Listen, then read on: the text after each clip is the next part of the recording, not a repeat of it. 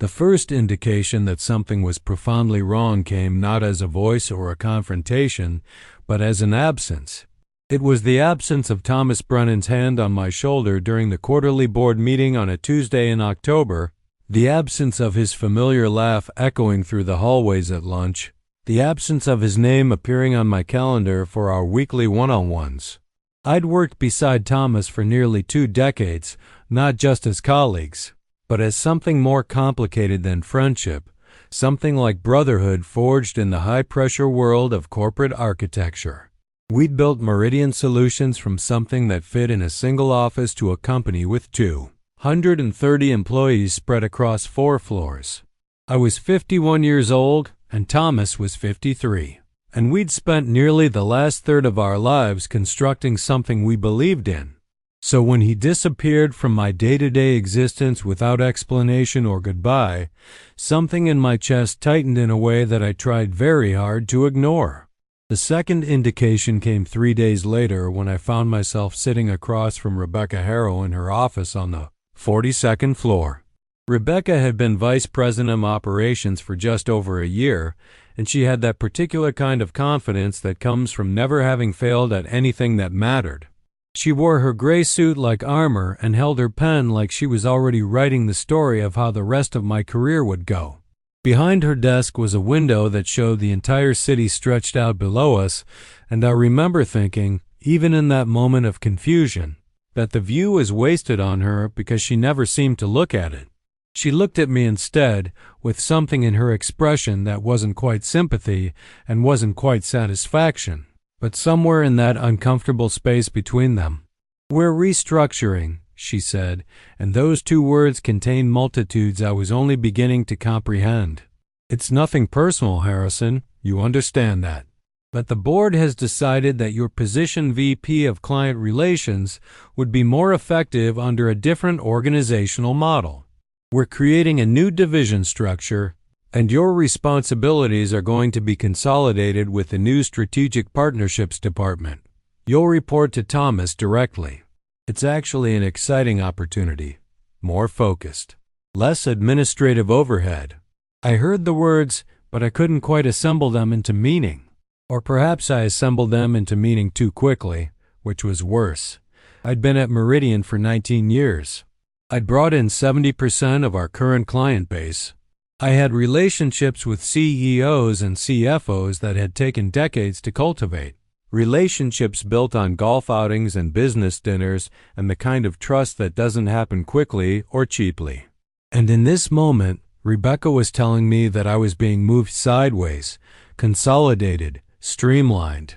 She was telling me that the work I'd done, the years I'd spent, the relationships I'd built, were being reorganized into irrelevance. "I don't understand," I said, though I did understand. I understood perfectly. "Rebecca, we have long-term client contracts that specifically require my involvement. The Hartley account, the Westbrook partnership, the entire Collegiate Services Consortium, those relationships are anchored on me, on my relationships. You can't just move those. We've already notified your major clients of the transition," she said, and I felt something cold move through my chest, a kind of paralysis that started in my fingertips and moved inward. "They'll be meeting with you and your new team this week. Thomas is putting together some excellent young people for strategic partnerships. Very dynamic, very innovative. I think you'll find them a breath of fresh air." The breath of fresh air phrasing struck me as particularly cruel. It was the kind of thing you said when you were replacing someone with younger versions of themselves, when you were suggesting that staleness had become a problem, when you were implying that decades of experience had somehow become a liability rather than an asset. I was 51 years old, and I was being told by a woman 7 years my junior that my breath was stale. I left Rebecca's office in a state of professional shock, the kind where you're still functioning, still walking in a straight line, still saying, "I appreciate you letting me know," when what you actually want to do is ask her to repeat the entire conversation because surely, you've misunderstood something fundamental about language and meaning. But I hadn't misunderstood. By the time I reached my office on the 38th floor, 3 different emails had hit my inbox with the details of my new role, my new reporting structure, my new diminished responsibilities. And Thomas, who was supposedly my friend, who was supposedly my brother in this enterprise we'd built together, was apparently implementing all of this without giving me the courtesy of a single conversation beforehand. My office still had my name on the door. My desk still held the framed photo of my son Marcus, taken 5 years ago when he'd graduated from Northwestern, and the photo of my ex-wife Rebecca, my first wife, which made everything more complicated at our anniversary dinner 10 years before our marriage had finally, mercifully, ended. My possessions were still arranged exactly as they'd always been, and yet the room felt like a stage set of my own life rather than my actual life. I could see the city spreading out beyond my windows, too, though my view was not quite as grand as Rebecca Harrow's. From my vantage point, you could see the river and the neighborhoods beyond it, where real people lived actual lives, and for the first time in many years, I envied them with a kind of desperate intensity. I called Thomas 6 times over the next 2 hours. He didn't answer any of them. That night, I drove home to my apartment in Lincoln Park and made myself a drink that was mostly scotch and not very much ice. The apartment was the kind of place I'd chosen because it was expensive enough to suggest success and anonymous enough not to require any particular emotional investment. I'd lived there for 4 years since the divorce had been finalized, and I couldn't name a single neighbor despite living in the same building. There were people who'd left packages on my door that I'd never actually met. The isolation had seemed like a feature when I'd moved in, no one bothering you, no one asking questions, no one caring enough to notice whether you were home or gone. That night, it felt like a fundamental design flaw of my life. I sat in the dark of my living room and thought about how little it takes to unravel everything. 20 years can disappear in the space of a board meeting that you're not even invited to attend. Relationships that you believed were unshakable can transform overnight into something purely transactional. You can wake up in the morning thinking you're one kind of person, someone important, someone valued, someone crucial to an enterprise, and by lunch, you can be someone else entirely, someone replaceable. Someone whose services are no longer required in quite the same way. My phone rang at 9:47 p.m. It was Thomas. "I wanted to call you earlier," he said by way of greeting, which immediately told me something. If you truly wanted to call someone earlier, you would have, but Rebecca asked me not to. She wanted to handle the restructuring conversation herself, to present it as an organizational decision rather than a personal one. I pushed back, Harrison. I told her that wasn't the right way to handle this, that we should tell you together, that we should explain the reasoning. She wasn't interested in consensus. I heard him breathing on the other end of the line. 20 years of friendship, and I heard him breathing like he was someone I just met at a conference. "The reasoning," I repeated. "Thomas, I'm going to need you to explain the reasoning to me, because from where I'm sitting, it looks like the company I helped build decided to sideline me without any discussion or warning.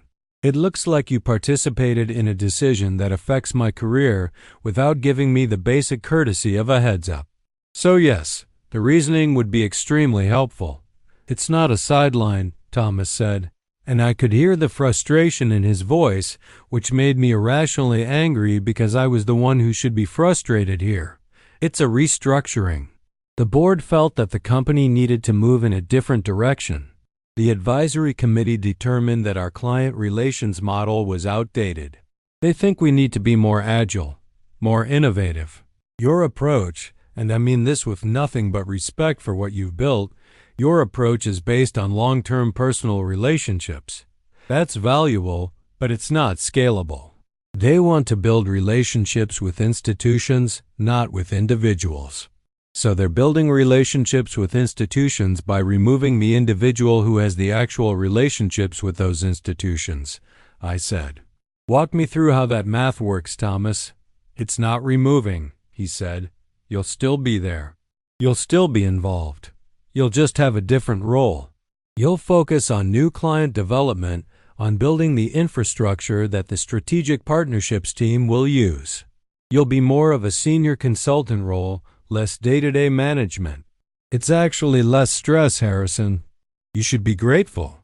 You're 51 years old.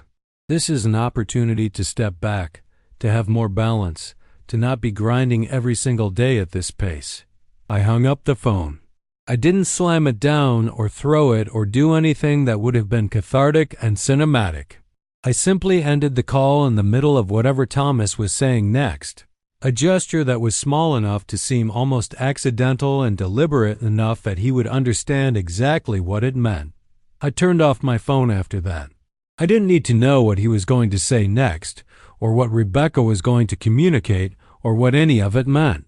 I understood the shape of what was happening to me, and understanding was enough.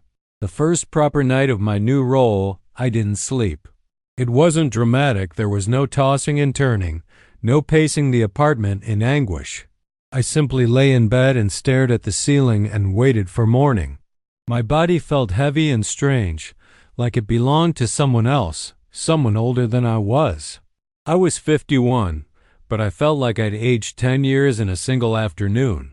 My chest ached in a way that was vaguely concerning, the kind of thing that would have sent me to a doctor if I'd been the sort of person who went to doctors regularly.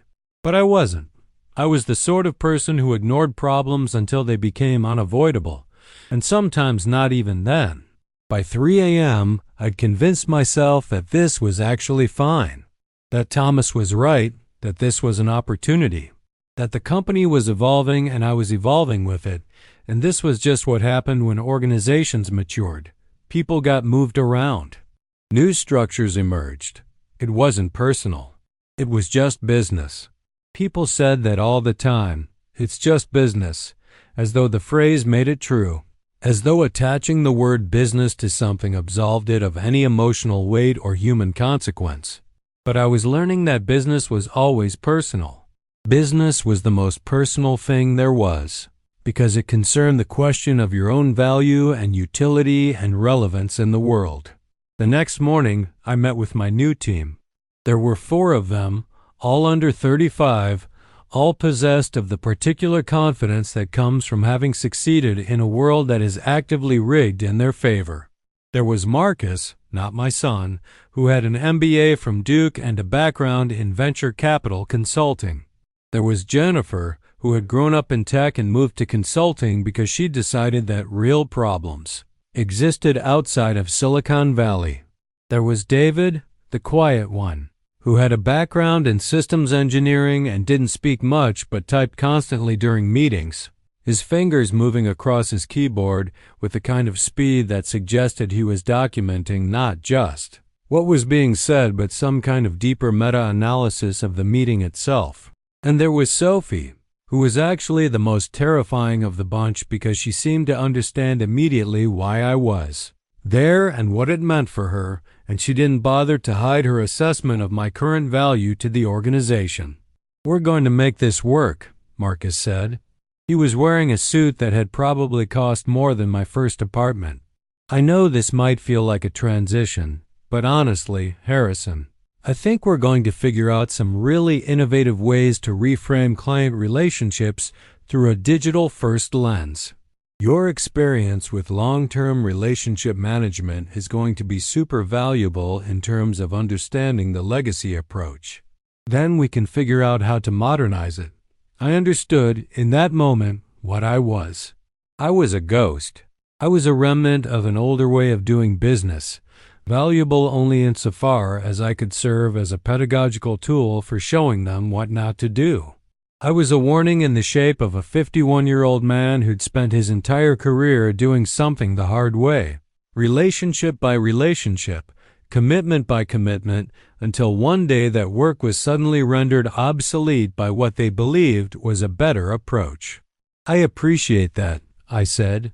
"Let's set up some sessions where I can walk you through the major client relationships and explain the history and context.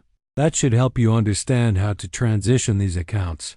What I meant was, I'm going to spend the next few weeks documenting the last 20 years of my work so that you can render me completely unnecessary, and then I'll probably be fired. What I said was, that should help you understand how to transition these accounts. By the end of the first week in my new role, I had developed a headache that wouldn't go away. It started at the base of my skull and radiated outward, a kind of persistent pressure that no amount of aspirin or ibuprofen seemed to touch. My doctor, the one I finally called because the headache had spread into my left eye and I was starting to experience something close to panic, told me it was tension. He said the words with a kind of gentle certainty that suggested he'd said them to many men who looked like me. Men in their late 40s and 50s who'd reached a certain level of professional success only to discover that success was fragile and contingent and could be restructured away on a Tuesday afternoon. You need to manage your stress, he said. Your blood pressure is elevated. We should probably do a full cardiac workup, just to be safe. At your age, we need to be proactive about these things. At your age, I was 51. 51 is not ancient. 51 is not advanced. And yet, at your age had become the phrase people used when they wanted to suggest that you were past your prime, that your warranty was expiring, that you needed to start thinking about the slow decline from here on out. At your age, you should probably think about reducing stress. At your age, you should probably focus on something more sustainable. At your age, you're probably not going to be able to keep up with the younger generation anyway. I didn't schedule the cardiac workup. I told myself I would do it later, after things had settled at work, after I'd figured out what was happening. But I knew, even as I said it, that I was lying to myself. There was no after things had settled. Things were not going to settle. Things were going to get progressively worse. And I was going to ignore the warning signs. And one day I was going to wake up and realize that I'd spent my entire life deferring the actual experience of being alive to some future moment that was never quite going to arrive. That night, I drove to my ex-wife's house in Evanston. My Rebecca, the first one, lived in a house that I'd helped her pick out 15 years ago, back when we were still trying to make something work out of the marriage. It was a beautiful Victorian on a quiet street, and she'd spent the last decade slowly renovating it to match the vision she'd always had. I hadn't been inside in over 2 years.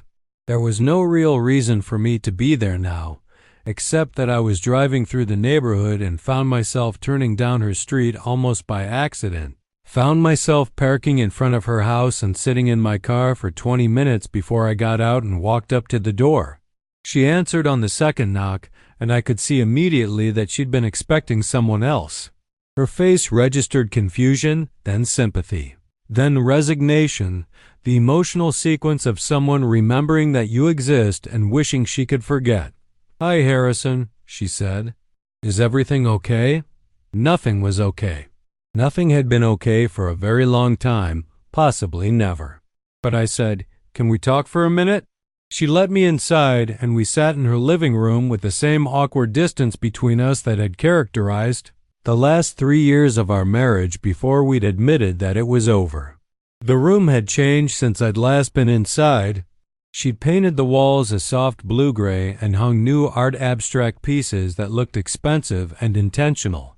There was a jacket on the back of the chair that wasn't hers, cashmere and tailored. The kind of jacket that belonged to someone who had their life together in a way that I no longer did. "I got moved to a new position at work," I said. "It's a reorganization, strategic restructuring. Basically, everything I've built for the last 20 years is being dismantled and redistributed to people who are half my age." Rebecca nodded slowly. She was a therapist, a good one, I'd always believed, which made the failure of our marriage even more inexplicable. She knew all the techniques for listening, for creating space for someone to work through their feelings. But I'd never wanted her to use those techniques on me. I'd wanted her to just be a person with me, not a professional absorbing my anxiety. "That sounds difficult," she said, and I could hear the therapeutic tone underneath the words. Could feel her putting on her professional persona even though I was her ex-husband and not her patient. It's more than difficult, I said. It feels like being told that you're obsolete, that the thing you spent your whole life building doesn't matter anymore, that the people you trusted betrayed you the moment it became convenient to do so. Do you think that's what's actually happening? She asked. Or do you think that's a story you're telling yourself about what's happening? And there it was, the divorce right there in the middle of the room again. The fundamental incompatibility between what I needed from another person and what she was actually able to give me. I needed her to validate my experience. She was offering me cognitive reframing. I should go, I said, and I stood up without waiting for her to respond. I shouldn't have come here. I'm sorry.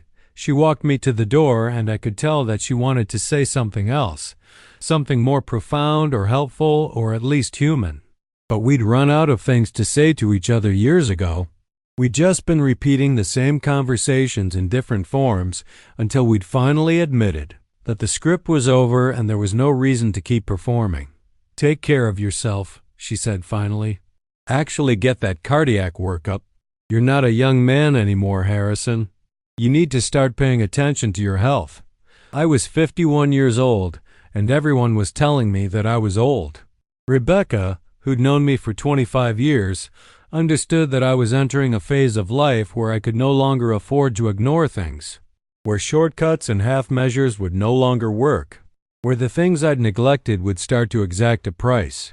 I drove home through the darkness and told myself that I was going to start working out more. I was going to eat better. I was going to get my stress under control. I was going to stop feeling sorry for myself and adapt to the new reality. These were the things you did when you were 51 and in the middle of a professional crisis. You adapted. You persisted. You convinced yourself that this too would pass, that it would seem trivial in a few years, that this wasn't the actual story of your life, it was just a chapter, and there were still chapters to come. The problem was, I was increasingly uncertain about whether there were chapters to come. How much longer could I realistically expect to have as a professional in this industry? How many years of competence did I have left before I became too old, too slow, too out of touch with the newest systems and strategies? I had maybe 15 years before retirement became a realistic option, and now I was spending those years being reduced, marginalized, forced to watch my own obsolescence unfold in real time.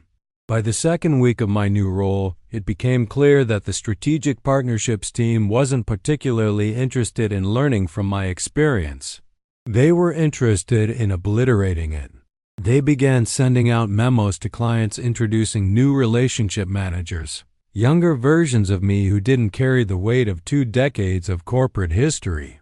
The memos were politely worded. I appreciated that. They didn't fire me. They just made me progressively less necessary until the only question was when I would finally get the message and leave. That Friday, I sat in my office and made a list of everything I'd accomplished at Meridian Solutions. The list was very long.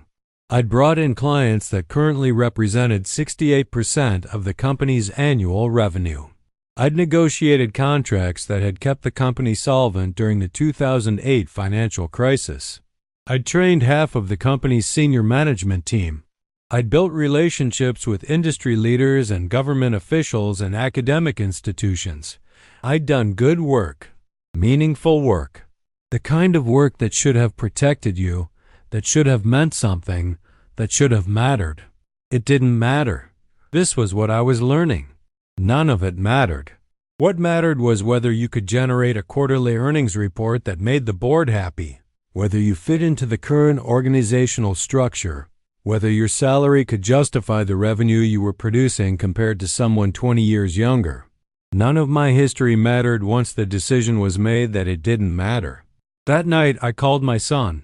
Marcus was 28 and working for a tech company in San Francisco, which meant he was involved in the kind of work that I barely understood: machine learning, data analytics, systems that I couldn't quite grasp no matter how many times he tried to explain them. We didn't talk very often, maybe once a month. Conversations that usually happened when I called him, and he was busy and slightly irritated at the interruption.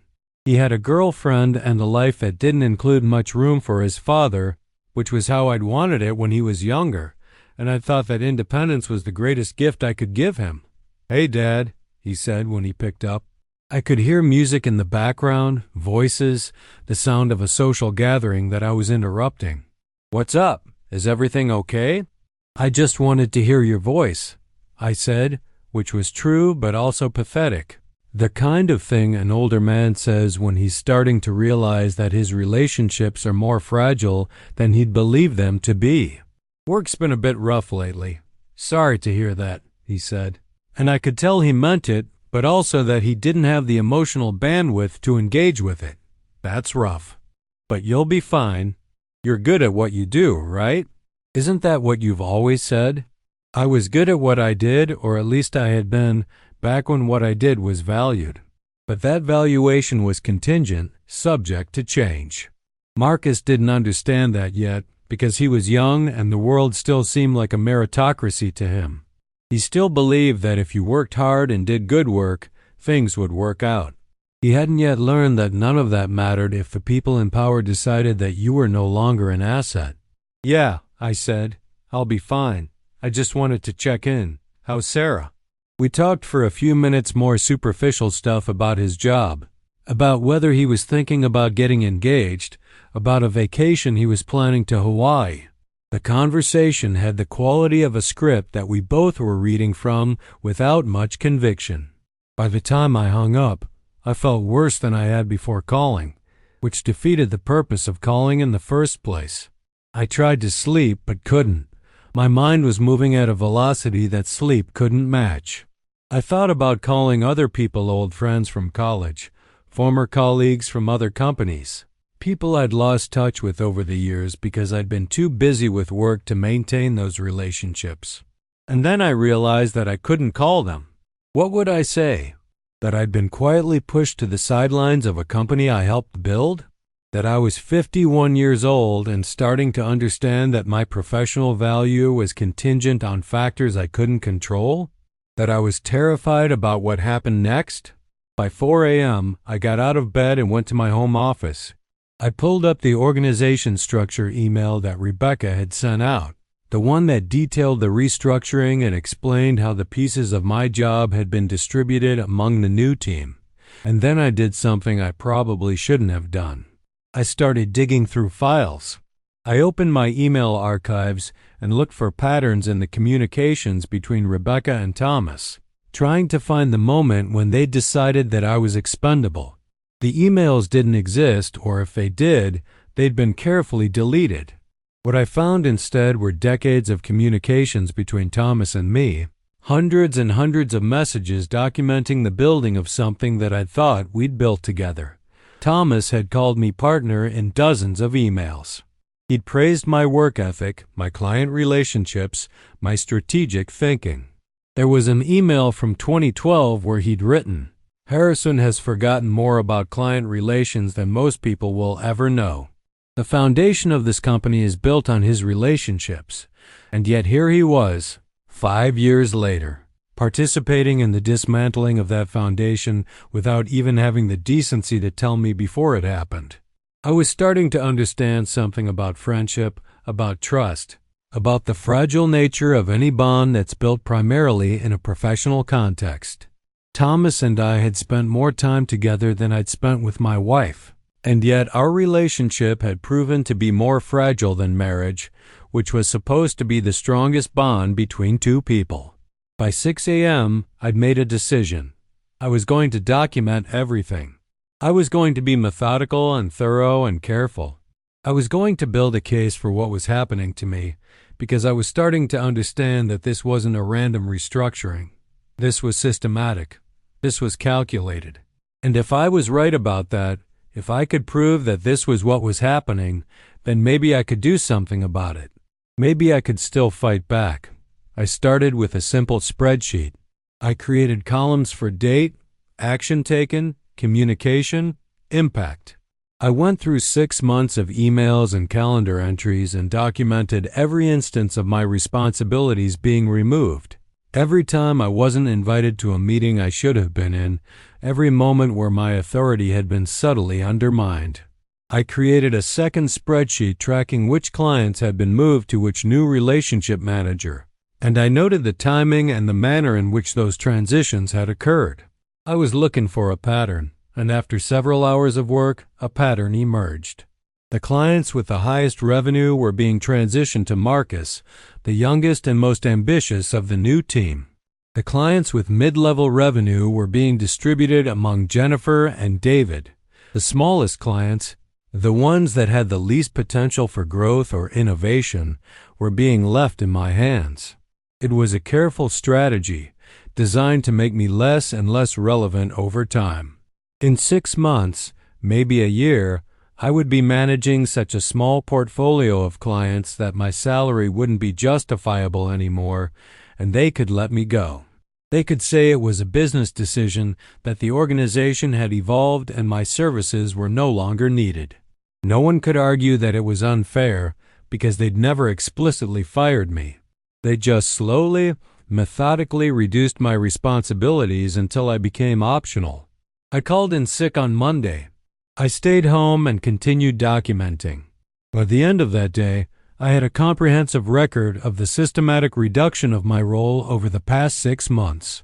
It was all there, not in the explicit sense of anyone actually saying, "We're going to marginalize Harrison Blake," but in the subtle, persistent pattern of decisions made and opportunities withdrawn. When I went back to work on Tuesday, I went with a different energy. I wasn't trying to adapt anymore. I was trying to understand. I started paying close attention to every interaction, every meeting, every email. I listened carefully to what Rebecca said and what she didn't say. I watched how Thomas avoided me in the hallways, how he would duck into the bathroom or suddenly remember an urgent phone call whenever we came close to actually speaking. On Wednesday, I had a meeting with Marcus, the new head of strategic partnerships. It was supposed to be a training session where I would walk him through the Collegiate Services Consortium account, one of the largest and most complex relationships we had. We met in one of the conference rooms, and Marcus brought his laptop and a notebook and the kind of intensity that suggested he was treating this like an investigation into something suspicious. "Walk me through how you built this relationship," he said once we'd settled in. "What's the history? How did we first make contact with Collegiate Services?" I told him. I explained how I'd met the CTO of Collegiate Services at a conference in 2002, how we'd grabbed drinks and discovered we both went to Northwestern, how that small connection had blossomed into a conversation about business, about their infrastructure needs, about how we might be able to help. I described the painstaking process of earning their trust, of proving our competence over years of working together, of showing up for their problems even when we weren't getting paid, of building something that had become a genuine partnership rather than just a vendor relationship. Marcus listened, and I could see him taking notes, and I could see the moment when he realized what I was telling him. He was hearing about a kind of relationship building that didn't scale. That required time and emotional investment and the kind of commitment that wasn't easily replicable. He was hearing about an approach to business that was fundamentally different from the approach he believed in. "That's interesting," he said. "But that's super dependent on you personally, right? Like, if you left the company tomorrow, that relationship would be at risk. That's not actually a sustainable model." "Actually," I said, "if I left the company tomorrow, Collegiate Services would follow me. That's what happens when you build a relationship based on trust rather than organizational affiliation. The person is more valuable than the company." The moment I said it, I realized it was a mistake. I'd revealed exactly what the company was afraid of. I'd articulated the central problem with my model of client relations. I was more valuable to the clients than the company was, which meant that as long as I was around, as long as I was healthy and functioning and threatening to take my relationships with me, the company was vulnerable. They couldn't risk me leaving, so they had to neutralize me.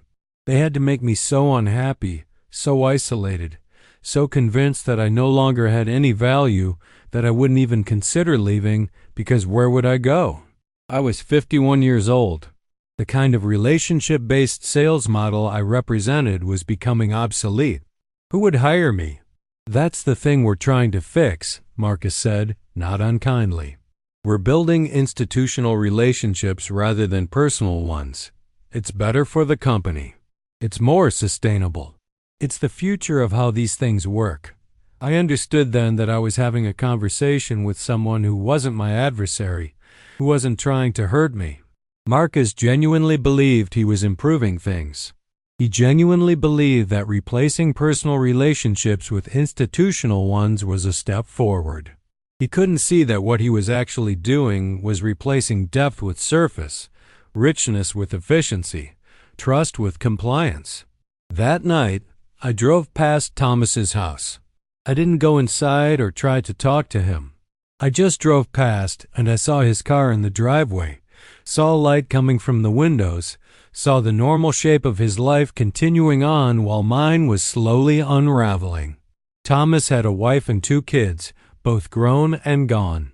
He had a house in a nice neighborhood in Wilmette. He had all the markers of a successful life. And apparently that success required my diminishment. We couldn't both be valuable. One of us had to be wrong about what we'd built together. I was beginning to understand something about Thomas, something that I'd resisted understanding for a long time. Thomas was ambitious in a way that had no upper limit. There was no amount of success that would satisfy him. He would always want more, would always want to be bigger, would always want to position himself as the most important person in any room. In the beginning, when we were building the company together, that ambition had been an asset. It had driven him to push harder, to think bigger, to reach for goals that seemed impossible. But once the company was built, once we'd achieved a level of success that should have been enough, his ambition had become a liability. He needed to dominate, and I was in his way. The following Monday, I had a meeting scheduled with Rebecca. It wasn't an unusual meeting. I had standing meetings with Rebecca every 2 weeks as part of my new role, but this time I went in with a specific plan. I was going to test my hypothesis. I was going to see how she responded if I made it clear that I understood what was happening. I want to talk about the restructuring, I said once we were settled in her office. I understand the business rationale. I understand that we're trying to move toward a more scalable model. But I also want to understand what the actual plan is for me. Is this a transition to something new, or is this a pathway to me leaving the company? Rebecca shifted in her chair. I watched her face carefully, looking for tells, looking for the moment where she decided whether to be honest with me or continue the pretense. That depends, she said finally, on how you approach this transition. That's a very careful way of saying something, I said. Why don't you just say the thing directly? If you're willing to work within the new structure, if you're willing to support Marcus and the strategic partnerships team, if you're willing to help them succeed rather than positioning yourself as some kind of legacy figure that they need to work around, then there's a place for you here. But if you're going to resist change, if you're going to try to protect your old model at the expense of the company's evolution, then I think you're going to find yourself increasingly unhappy. Does that make sense? It made perfect sense. She was telling me that I had a choice. I could accept my obsolescence gracefully, could embrace my own diminishment, could spend the next few years helping the people who were replacing me learn how to do my job better. Or I could resist, and they would make my life sufficiently unpleasant that I would eventually leave. Either way, the outcome was predetermined. I was done. The question was just whether I would cooperate in my own disposal. I appreciate your honesty, I said, which was true. At least now I knew where I stood. I want to think about what I want to do next. That night, I called my lawyer. I'd used the same attorney for personal matters for about 10 years' contract reviews. The divorce, the usual things that a reasonably successful person needs legal help with. His name was David Chun, and he was smart in a way that made complicated things simple. I explained the situation to him, walked him through the documentation I'd been collecting, and asked him if what was happening to me was actually illegal or if it was just cruel and depressing. "It's not illegal," David said after I'd given him the full picture. "What they're doing is textbook employment restructuring. They're not discriminating based on protected status. They're not violating any contracts. They're not even technically doing anything unethical, just unkind. And unkindness isn't illegal in most cases. If you wanted to leave, you could potentially claim constructive dismissal, but you'd need a lot more evidence, and the company would argue that they're making good faith efforts to retain you. It's a weak case. So they can just do this," I said. "They can just systematically dismantle everything I've built and force me out, and there's nothing I can do about it." "Welcome to at-will employment," David said. "They can technically fire you for no reason at all, as long as the reason isn't illegal. So they're not even doing the minimum required to get rid of you. They're being genteel about it. They're offering you a way out that doesn't involve them having to formally fire you. You could take it, or you could stay and fight, but fighting would just be expensive and probably not successful." I thanked David and hung up. I'd spent my entire career believing in rules, in merit, in fairness. And I was learning that none of those things mattered as much as I'd thought they did. What mattered was power, and whether you had it, and whether the people with power decided that you were worth keeping around. By the third week of my new role, I'd stopped even pretending to be engaged with the strategic partnerships team. I showed up for work, I answered emails, I performed the basic functions of my job, but I was no longer trying to help Marcus or any of the others succeed. They had what they needed from me, the knowledge and the relationships. Whether they used them well or poorly was no longer my concern. That was when Jennifer, the second member of the strategic partnerships team, approached me. She found me in my office on a Thursday afternoon and closed the door behind her. "I know what's happening," she said without preamble, "and I want to tell you that I'm not happy about it." This was surprising to me. Jennifer had seemed like the kind of person who was completely bought into the new model, who saw the future with absolute clarity and was excited about her role in building it. "What do you mean?" I asked. "I mean that I've watched what they're doing to you, and I've been documenting it, and it's not actually about building a better business model. It's about Thomas and Rebecca wanting to eliminate people who have power and consolidate that power for themselves. And I don't want to be part of that. I don't want to build my career on the back of someone's systematic elimination." She sat down across from me, and I could see genuine distress on her face. This was someone with a moral center, someone who'd been seduced by the promise of innovation and progress, but was starting to understand what the actual cost of that progress was. "What do you want me to do with this information?" I asked. "I want to help you," she said. "I don't have as much access as you do, but I can get you documentation. I can walk you through what happened in meetings you weren't in. I can tell you exactly what Rebecca and Thomas said about you when you weren't there. And I can do it in a way that protects myself. I'm not trying to go down with a sinking ship. I'm just not willing to do it while also actively participating in the destruction." I was stunned. I'd expected to be alone in this, and instead I had an ally. Someone on the inside who understood what was happening and was willing to help me understand it too. "Why are you doing this?" I asked. "Because I watched my father get pushed out of a company he founded when he was 54, Jennifer said.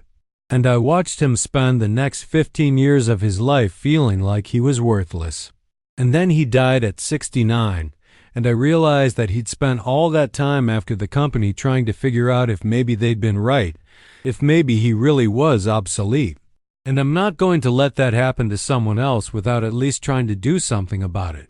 Over the next few weeks, Jennifer became my primary source of information. She would pass me notes, discrete pieces of documentation, snippets of conversation. I learned that Thomas had spent significant time with Rebecca, discussing what he called the Harrison problem. That's what it was to him. I was a problem that needed to be solved.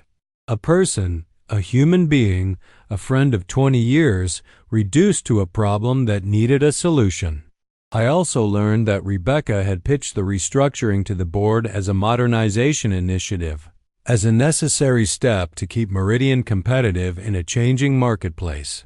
She had positioned me as representative of an old model that was no longer functional, and the board, made up mostly of people who had no connection to the early years of the company, no investment in understanding the actual history, had accepted this narrative. They'd signed off on the restructuring because it sounded reasonable, because it sounded like progress. At one of my regular meetings with Rebecca, I asked her directly if she'd been approached by Thomas about removing me from the company entirely. "Not in those words," she said carefully. "But Thomas has made it clear that he doesn't think your current trajectory is aligned with where he wants the company to go. He thinks you might be happier somewhere else. He thinks your skill set is better suited to a different kind of organization." He's been very diplomatic about it, but yes, there's been discussion about whether a separation might be mutually beneficial. "And what do you think?" I asked. "I think," Rebecca said, "that Thomas has more vision for where the company should go, and I think it's a vision I'm willing to support. I think you've been a tremendous asset to this company in the past, but the past is ending. A new era is beginning, and I think you need to decide whether you want to be part of that new era or not." That was the moment I decided to fight. Not in a dramatic sense, not with any particular plan for how I would actually win, but a decision nonetheless that I was no longer going to accept my own obsolescence. I was going to resist. I was going to make it as difficult as possible for them to push me out without actually firing me. I was going to document everything and make sure that my side of the story was heard. I had two primary tools at my disposal. The first was the clients. If I made it clear to my major clients that my role was being diminished, that their relationships were being transferred to people they didn't know, I could potentially create enough friction that removing me entirely would become more trouble than it was worth. The second tool was the board. If I could get in front of the board and present my version of events, I could potentially reframe the narrative about what was happening. I started with the clients. I scheduled a series of lunches and coffees with the heads of our major accounts. I framed these meetings as transition touch points, as opportunities to make sure they were comfortable with the upcoming changes. And in each meeting, I gently communicated that my role was changing, that I would be less involved in day-to-day operations, but that I remained committed to supporting their relationship with the company. The response from the clients was consistent. They didn't want to transition to younger relationship managers they didn't know. They valued the continuity and the history of working with me. Several of them expressed concern about the stability of our relationship if my involvement decreased. One of them, the VP of Operations at the Collegiate Services Consortium, actually told me directly, "If you're leaving, we need to know. Because if you're leaving, we'll probably need to explore other vendors. We built this relationship on the foundation of you, Harrison. If that foundation is no longer there, everything changes." This was exactly what Thomas and Rebecca had feared. They'd feared losing clients because the relationship was dependent on me, and by trying to systematically reduce my involvement, they were actually threatening the very relationships that were generating significant revenue. I documented all of these conversations and forwarded the key points to Rebecca and Thomas. I wasn't being accusatory or demanding. I was simply making it clear that their restructuring plan had potential business consequences. I was making it clear that I understood what they'd done, and I was making it clear that I had leverage. The response was swift. Thomas called me into his office for a meeting that felt different than any meeting we'd had in the previous 6 weeks. There was no pretense. There was no pretend civility. There was just exhaustion and frustration and the reality of what we were actually doing to each other. "I know what you're doing," Thomas said, "and I want you to understand that it's not going to work. The board has already decided. We're moving forward with the restructuring. If you want to keep your job, you need to cooperate. If you don't cooperate, You need to understand that we can make this very unpleasant for you." "How unpleasant?" I asked. "We can reduce your salary. We can remove your stock options. We can give you assignments that keep you out of the loop entirely. We can make it clear to everyone in the company that you're no longer a valued member of the team. We can do a lot of things, Harrison. And we can do them all within the bounds of what's legal." I'd never seen Thomas truly angry before. I'd seen him frustrated, seen him disappointed, but not like this. Not with this cold, calculated anger that came from believing he was right and being frustrated that I wasn't accepting that rightness. "Do you remember what we said when we started Meridian?"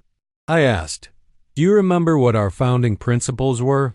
We said we were building a company where loyalty meant something, where people who contributed to success were valued, where we would treat people with integrity. "I remember what we said," Thomas said. "I also remember that we were young and idealistic and didn't understand how the world actually works. The world works based on performance and results and whether you're aligned with the future. And you're not aligned with the future, Harrison. You represent the past. And I'm trying to build the future. And to build the future, you have to destroy the past," I said. "You have to destroy me. You're destroying yourself," Thomas said. "All I'm doing is not trying to stop you." I left his office with a clarity I hadn't had in weeks. I understood now that there was no negotiation possible here. No middle ground, no compromise that would make both Thomas and myself happy. One of us would have to win, and the other would have to lose. Thomas had already chosen to be on the winning side of that equation. He'd made his peace with it. I was the one still struggling with whether I was willing to accept being on the losing side. That night, I had dinner with Jennifer. She suggested a small Italian place in Lincoln Park, and we sat in a booth in the back where we couldn't be easily seen. She'd brought with her a folder containing documentation emails, meeting notes, internal communications that suggested the extent of the deliberate planning that had gone into my marginalization. "I'm leaving the company," Jennifer told me over wine. "I've decided I can't be part of this anymore. And I'm giving you this documentation as a kind of parting gift, because I think you deserve to know the full extent of what they've been doing." I opened the folder and started to read. What I found was systematic, almost clinical in its execution. Thomas had initiated internal discussions about the need to modernize client relations back in February, which was months before the official restructuring announcement. He and Rebecca had strategized about how to position the changes so that they seemed like business decisions rather than personal ones. They discussed the risk that I would leverage my client relationships to resist the change, and they developed contingency plans for how to contain that risk. "This is damning," I said, looking through the documents. "This shows deliberate planning. This shows that they knew what they were doing." "It is damning," Jennifer agreed. "And if you decide to pursue legal action, it would be very helpful. But I want you to understand that if you use this documentation, you're going to burn bridges that can't be rebuilt. Thomas and Rebecca will never forgive you. Your career in this industry will probably take a hit because word gets around. You need to decide if it's worth it." I didn't have an answer for her that night. I drove home and thought about my options. I could stay and cooperate and slowly fade into irrelevance. I could leave and try to find another position somewhere else, which might be difficult given my age and the changing nature of the industry. Or I could fight and burn my bridges and potentially damage my professional reputation in a way that made it harder to recover. By the following Monday, I'd made a decision.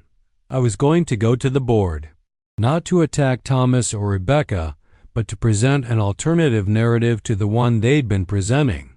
I was going to explain that the restructuring, as implemented, posed a risk to our major client relationships.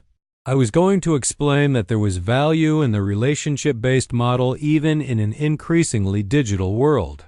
I was going to make a case for my own value, not through anger or accusation, but through careful analysis of what mattered to the company. I requested a meeting with James Rothstein, Who is the board chair and the person most likely to be receptive to my perspective? Rothstein was in his 60s and had built his career as an old-school executive at a major consulting firm. He understood the value of client relationships. He understood that business was ultimately about trust and continuity. I thought I had a chance of convincing him that Thomas's plan was short-sighted. Rothstein agreed to see me, and we met in the boardroom after business hours. I came prepared with data client retention rates, revenue projections, historical analysis of which clients had stayed with the company through its evolution and which had left. I came prepared with a presentation that showed how the loss of personal relationships with clients would likely result in decreased retention and increased competitive vulnerability. And Rothstein listened. He actually listened. He didn't interrupt me or dismiss my concerns or take the side of Thomas and Rebecca before I'd finished speaking. He asked questions and seemed genuinely interested in my analysis. "What you're describing," he said when I'd finished, "is a fundamental disagreement about business strategy. Thomas believes in scaling. Rebecca supports that. And they're not wrong, Harrison. The market is demanding innovation and efficiency. But they're also not completely right if what you're saying is true about the client risk." "I can prove that it's true," I said. "I've already had conversations with our major clients. They're expressing concern about the transitions." "I believe you," Rothstein said. "The question is, what do you want? Do you want to stay with the company under a modified arrangement? Do you want a severance package? Do you want to try to convince the board to override Thomas and Rebecca's strategy?" "I want the company to understand that there's a middle way," I said. "That we don't have to choose between the old model and the new model. That we can have both. That we can invest in relationship-based client management while also building scalable systems." Rothstein leaned back in his chair and considered this. "I'll bring it up at the next board meeting," he said. "I can't promise anything, but I can promise that your perspective will be heard. I can promise that we won't proceed with the restructuring exactly as planned without at least considering what you've said." I left that meeting with hope for the first time in months. Maybe I wasn't done. Maybe there was still a way for me to survive at Meridian, to find a role that valued both my experience and the company's need to evolve. 2 weeks later, I got my answer. Rothstein called me into a meeting with himself, Thomas, and Rebecca. And he delivered what I can only describe as a compromise that wasn't actually a compromise. "The board has decided to proceed with the restructuring as planned," he said. "We've reviewed the client risk analysis, and we believe that it's manageable. We believe that while there may be some short-term disruption, the long-term benefits of the new model will outweigh those costs. However, we have decided to offer you a different position within the company structure. We're creating a position of strategic advisor to the Chief Operating Officer. Your role would be to help ensure smooth client transitions, to mentor the strategic partnerships team on relationship dynamics, and to maintain institutional knowledge about our historical client relationships." It was a nothing position. It was a way to keep me around while making it clear that I was no longer important. It was a position with a title that sounded important but carried no actual authority or responsibility. It was the kind of position that they offered to people who were being slowly pushed toward the door. "And the compensation?" I asked. "Your current salary with no stock options or bonus potential," Rebecca said. "We felt that the reduced responsibility warranted a modest reduction in overall compensation. 20% reduction from your current base salary, effective immediately. So not only was I being marginalized, but I was also being financially punished for it. For a moment, I considered fighting, considered bringing out the documentation that Jennifer had given me, considered making a scene that would force everyone to acknowledge what was actually happening. But I was 51 years old, and I was tired. I was tired of fighting. I was tired of feeling like I had to justify my own value. I was tired of being treated like I was past my prime when all I'd done was age, which was something that every single person in that room would do themselves in time. "I need to think about this," I said. "Can I give you an answer by the end of the week?" "Of course," Rothstein said kindly, which made it worse somehow. His kindness was a reminder that this wasn't personal, that nothing had been personal, that I was just another piece on the board that they were trying to position optimally. That night I didn't go home. I drove around the city for hours, from the lakefront in the north to the industrial areas in the south, watching the city change and evolve around me. I thought about my life, about the choices I'd made, about whether any of them had been genuine or whether I'd just been following a predetermined path that society had laid out for men like me. Work hard, build a career, achieve success, and then watch as that success turned out to be contingent on factors you couldn't control. By the time the sun came up, I'd made a decision. I was going to resign, not dramatically, not as an act of protest, but simply as an acknowledgement that I no longer belonged at Meridian Solutions. That company had evolved into something that I didn't recognize, and I'd become a vestige of an older time. It was time for me to move on. I sent the resignation email on Friday morning before I could change my mind. It was a simple email, professional and measured. I thanked the company for the opportunity to contribute over the past 19 years. I expressed my appreciation for the relationships I'd built with clients and colleagues. I indicated that my last day would be 2 weeks from that date, which would give them time to plan for the transition. And I didn't mention anything about the restructuring or the way I'd been treated or the systematic plan to reduce my relevance. I just said goodbye. The responses came quickly. Rebecca sent an email expressing her regret and hoped that we'd stay in touch. Thomas sent an email saying that he respected my decision and that he hoped we could maintain our friendship. Jennifer sent a message saying that she admired my decision and that she wanted to buy me lunch. None of them seemed to understand what had actually happened. Or perhaps they understood perfectly, and they were just relieved that I'd made the decision to leave voluntarily, which meant they didn't have to be the villains of my story. They could tell themselves that I'd chosen to go, that I'd made a decision that was right for me. They could avoid any guilt or responsibility for what they'd done. My last 2 weeks at Meridian Solutions were strange. I came into the office every day, and people treated me with a kind of tenderness that they hadn't shown me in months. They invited me to lunch. They thanked me for my contributions. They made it clear that they understood I'd been a valuable member of the team. Now that I was leaving, I was suddenly valuable again. Now that I was no longer a threat to their plans, now that I was no longer complicating their narrative, they could afford to be nice to me. I spent most of my time training people on the systems I'd built, the processes I'd developed, the relationships I'd maintained. I watched as younger versions of me learned the things that I'd spent 20 years learning, and I tried not to be bitter about the fact that they would probably learn them faster, would implement them more efficiently, would render my methods obsolete in a way that proved that Thomas and Rebecca had been right about everything. On my last day, they threw me a party. There was cake and champagne and a speech from Rebecca about my contributions to the company. The entire office came out to say goodbye, and I could see genuine affection on many of their faces. They were good people, mostly. They hadn't planned my obsolescence. They'd just gone along with decisions that someone else had made. They'd participated in my marginalization without really understanding the implications of their participation. I hugged people, accepted their congratulations on my transition, and thanked them for the opportunity to work together. And then I left, carrying a box containing the few personal items I'd accumulated over 19 years. A photo of my son. A gift from a client for successful project completion. A plant that someone had given me when I'd been promoted to vice president 15 years ago.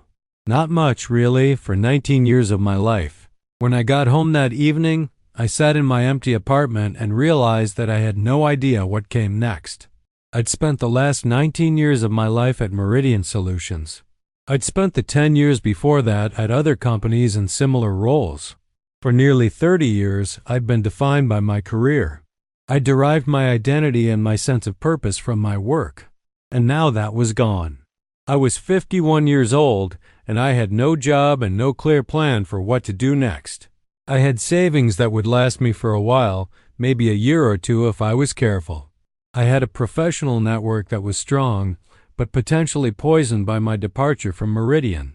I had experience and skills and knowledge, but I had no idea if those things would be valued in a world that seemed increasingly interested in younger, more innovative approaches to business. For the first time in my adult life, I had no identity. I was just a man, 51 years old, without a job, without a clear purpose. And as I sat in my apartment in the darkness, I realized that I was terrified. But underneath the terror, there was something else. There was a kind of freedom I hadn't experienced in decades. I didn't have to go to meetings. I didn't have to pretend to support strategies I didn't believe in. I didn't have to watch other people build their careers on the foundation I'd created. I didn't have to be diminished by people who wanted to diminish me. I thought about Thomas, and I felt something shifting inside me. I'd been so focused on the personal betrayal of his actions, on the hurt of being pushed aside by someone I'd considered a friend, that I hadn't focused on something else. Thomas needed to be right about his decision. He needed me to fail, or at least to remain marginalized, so that he could validate his choice to restructure the company. If I left and went on to do something successful, something better, then his narrative fell apart. He would have to confront the possibility that he'd done something unnecessary and unkind. So over the next few weeks, I began to plan. I started to reach out to clients directly, not to disparage Meridian, but to let them know that I was available if they needed consulting on specific projects. I reached out to old colleagues and friends to let them know I was open to opportunities. I started to think about the possibility of starting my own consulting firm, building something that was based entirely on the model I believed in: long-term relationships, institutional knowledge, the kind of work that couldn't be scaled but could be deepened. It was in the third week after leaving Meridian that I got a call from the VP of Operations at the Collegiate Services Consortium, the man who'd told me that if I left, they'd need to find another vendor. "We're not happy with the transition," he said without preamble. "We've had 4 different relationship managers contact us in the past 3 weeks. No one seems to have a clear understanding of our needs or our history or our strategic direction. It's chaos. And we're seriously considering exploring other options. But before we do that, I wanted to reach out to you and ask if there's any way we could continue working together." "I just left Meridian Solutions," I told him. "I know," he said. "Jennifer warned us that you might be leaving. She told us that if that happened, she wanted us to reach out to you directly. She said you're the kind of person who doesn't let down the people he works with. She said you'd know what to do." That was Jennifer's final gift to me. She'd warned my clients that I was leaving, and she'd made sure they knew how to find me afterward.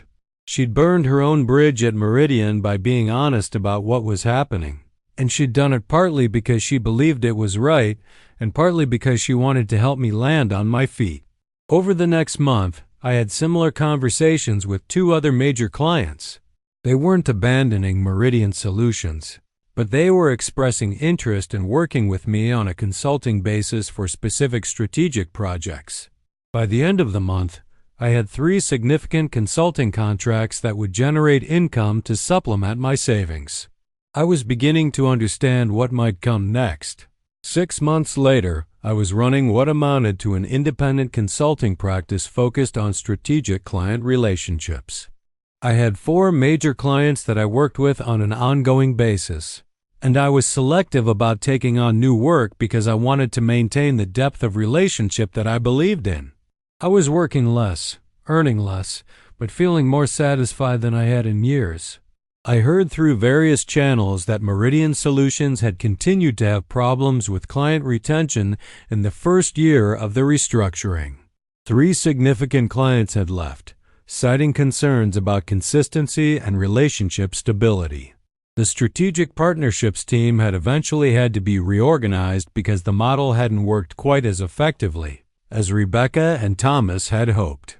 But by that point, their narrative had already taken hold at the company, and they were too invested in it to admit that they'd been wrong. Thomas and I ran into each other about 9 months after I'd left Meridian. It was at an industry conference, completely by accident, in an elevator in a hotel. The moment was awkward and tense and full of all the things that happen when two people have said goodbye and then find themselves saying hello again. "Harrison," he said, and I could hear something in his voice that might have been regret or might have been irritation. "How are you doing?" "Good," I said. "Really good, actually. Consulting work. It's a different pace than what we had at Meridian, but it suits me better." "That's great," he said, and I believe that he meant it, at least partially. "I want you to know that I don't regret the decisions we made at Meridian. I think they were necessary, but I do regret that they had to cost our friendship." I looked at him and realized something that I'd been avoiding understanding for months. Thomas had been right about one thing. The past was ending. A new era was beginning. He'd understood that before I did, and he'd made the choice to be on the winning side of that transition, even if the cost was my friendship and my position at the company. "You didn't have to handle it the way you did," I said. "There were other ways to do what you wanted to do that didn't require cutting me out. You could have told me. You could have been honest about what was coming. You could have been kind." "I could have," Thomas said, "but I was scared. I was scared that if I told you what was happening, you would fight it. And I was scared of what losing your friendship would cost me. So I just did what I thought needed to be done and tried not to think about the collateral damage." It wasn't an apology, exactly, but it was closer to honesty than I'd heard from him in months. And I accepted it as such because at 51 years old, I was starting to understand that people did what they needed to do to survive in a world that was constantly changing.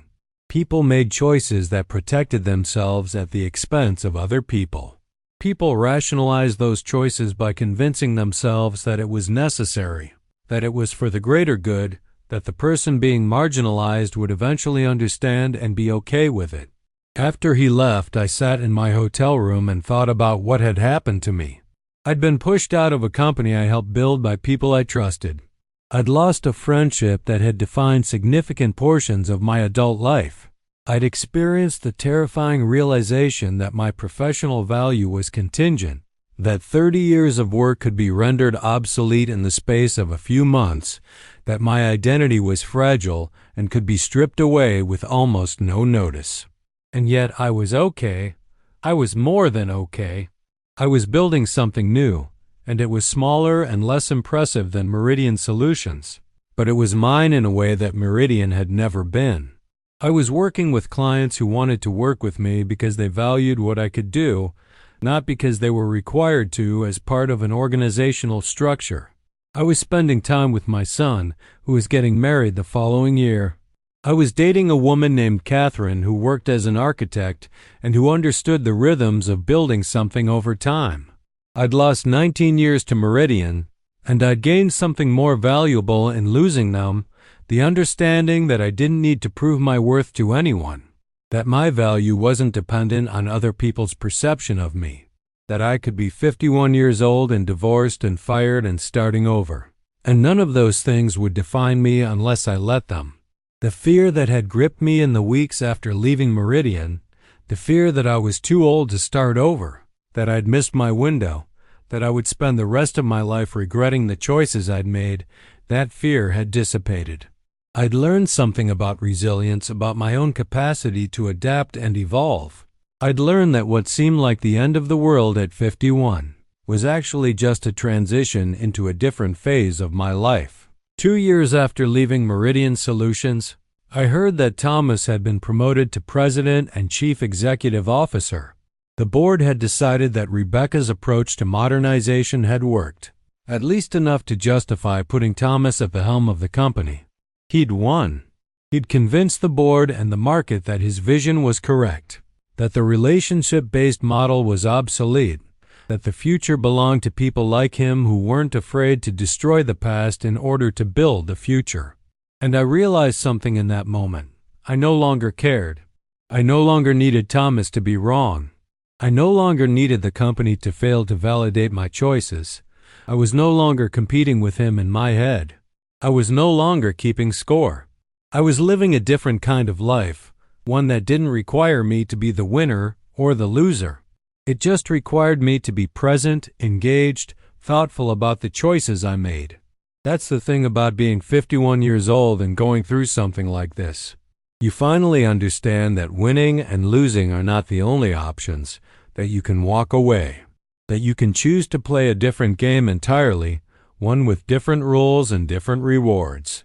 I think about Thomas sometimes and I don't hate him. I understand what he did and why he did it. I understand that it came from fear and ambition and the human need to survive and succeed. I understand that he probably didn't think of it as a betrayal because he'd rationalized it as necessary.